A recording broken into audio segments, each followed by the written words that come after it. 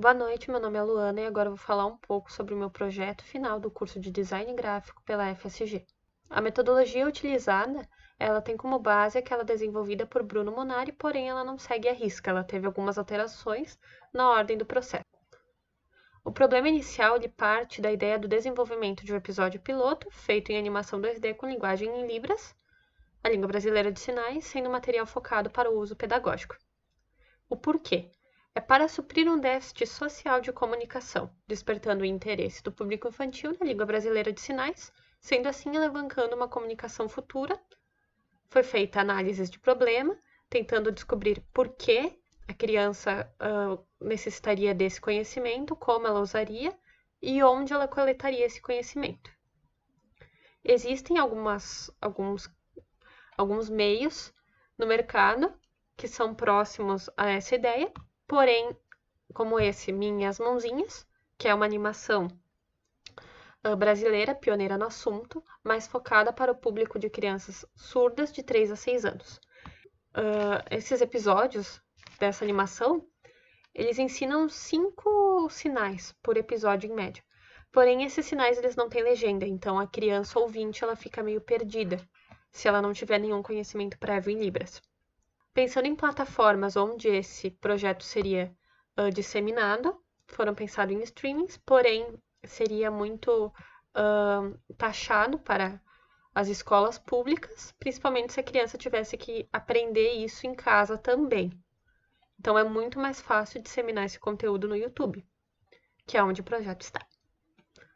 Foram pensados alguns requisitos de projeto, focando principalmente na acessibilidade e em como ficaria o entendimento mais fácil para a criança e sem grandes ruídos na comunicação. Sendo assim, a justificativa para esse pensamento de projeto tem como principal motivo a implantação do ensino da Libras nas escolas como um meio de inclusão da comunidade surda na sociedade. Também existe a questão de que na infância há uma maior facilidade de aprender uma nova língua, como a Libras, sendo que várias escolas elas dão uma segunda língua para a pessoa, né, para a criança, mas nunca é Libras, é sempre uma língua de fora, ou é inglês ou espanhol. Libras a gente quase nunca vê.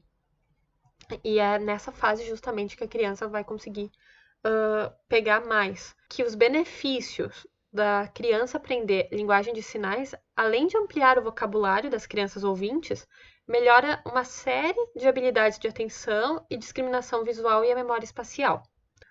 Foi feita uma pesquisa quantitativa com o objetivo do recolhimento de dados sobre o ensino da Libras para crianças ouvintes, opiniões referentes à temática de acessibilidade e inclusão social para como deficiência auditiva. A pesquisa se dirigia principalmente ao público ouvinte de todas as idades. Então, a conclusão referente a esses dados é justamente essa, que as escolas particulares ou públicas muitas vezes oferecem o aprendizado de outro idioma, sendo em sua maioria inglês e espanhol, porém, mesmo sendo uma língua nacional, a Libras nunca é considerada. Ou seja, é notável que a maioria das pessoas possui conhecimento avançado em línguas de fora do país, mas pouquíssimo conhecimento em Libras.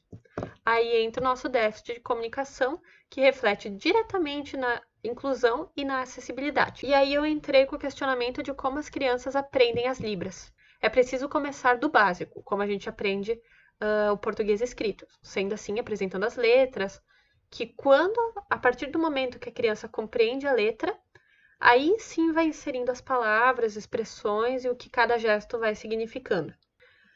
Tendo como isso, essa informação de que a criança precisa primeiro, como no português, aprender as letras, o roteiro do meu piloto focaria no Ed, que é um menino deficiente auditivo, que ele quebra a quarta parede, ou seja, ele fala com a criança, e ele ensinaria os sinais do alfabeto, que é o básico, assim. Ele foi sendo construído a mais organicamente possível para a criança se identificar com ele, criar carisma com ele, sem cores muito saturadas, para não atrapalhar na hora dele fazer os sinais.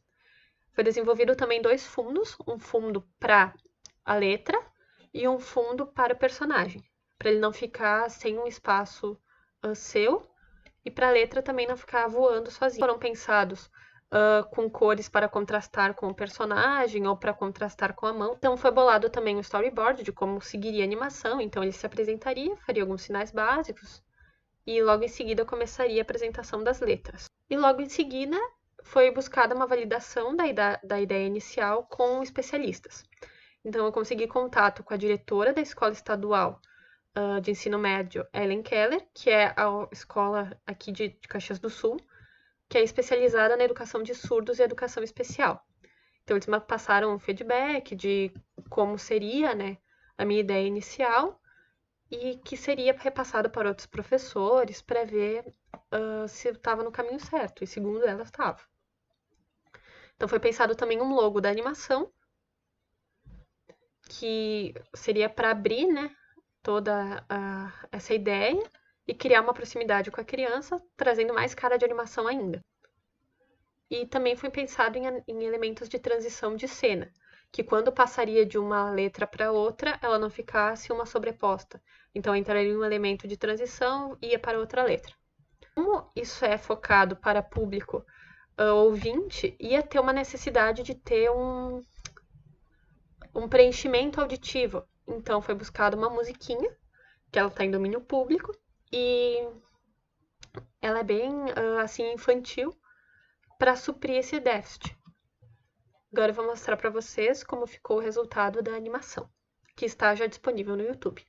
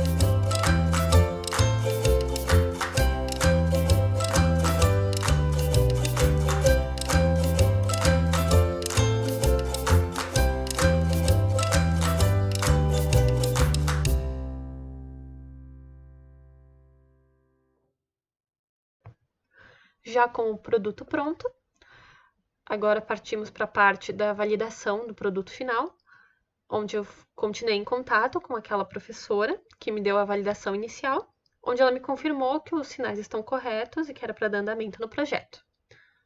Em tempos de pandemia, foi um pouco difícil de encontrar crianças para testar, mas as crianças que me ajudaram tinham de 4 a 7 anos.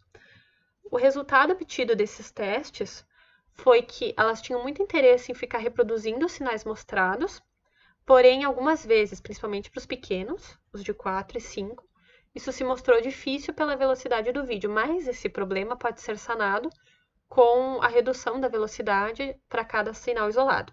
Já as crianças de 6 e 7, elas conseguiam entender mais fácil. Não precisava ficar... não tinha essa questão da velocidade. Todas elas ficaram com uma fácil simpatia com o personagem, ele agradou, e também tiveram aprovações com as cores escolhidas, então deu para ver claramente os sinais. Pensando que isso não fosse só um piloto, que tivesse uma sequência, então, como eu disse, é primeiro viável fazer as letras para a criança conseguir aprender aos poucos, e assim partir para outras palavras, outros termos. Então, o episódio 2 já seria focado nos numerais.